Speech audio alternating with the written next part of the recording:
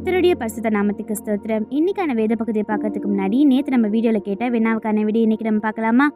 மாம்ச இச்சை என்றால் என்ன? இதுக்கான பதில் தவறான பாவ ஆசைகள். சரி, இப்போ நம்ம இன்னைக்கான ஒரு சின்ன வினாவை பார்க்கலாமா?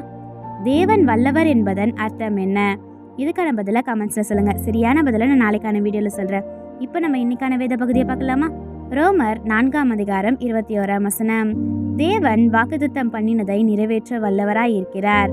God had power to do what he had promised. Romans 4:21. இதை நம்ம ஒரு சின்ன கதையை பார்த்துடலாமா? டேனியல் அவனோட அப்பாவோட சிறிய நிலத்தை பெற்றானா. அந்த நிலம் முழுவதுமே ரொம்பவே வறண்டு இருந்ததா. அங்க இருந்த மண்ணுமே கடினமா இருந்ததா. அதுக்கு அருகில தண்ணீரும் இல்லையா. எல்லாருமே சொன்னாங்களாம், இந்த நிலம் பயனற்றதா தான் இருக்கும், இதை வித்துருன்னு சொல்லிட்டு சொன்னாங்களாம். ஆனா டேனியலோட உள்ளத்துல ஒரு வாக்குத்தத்தத்தை உணர்ந்தானா, ஒரு நாள் இந்த நிலம் பலன் கொடுக்கும்னு. எதுவுமே மாறாத போதும் அவன் விடாமுயற்சியுடன் வேலை செய்தானா. தினமுமே காலையில எழுந்து மண்ணை உழுவானா, விதைகளை போடுவானா, தேவனோட ஜெபிப்பானா. மக்கள் அவனை பார்த்து சிரித்தாங்களாம். காலங்களும் கடந்து போச்சா, இன்னும் எதுவும் மாறலையா. ஒரு வருடம் எதிர்பாராத விதமா பெரிய மழை பெய்ததா. வறண்ட நிலம் மென்மையாச்சா, விதைகளும் முளைக்க ஆரம்பிச்சுதா. சில நாட்கள்லயே அந்த நிலம் பசுமையா மாறி விளைச்சலை கொடுத்ததா.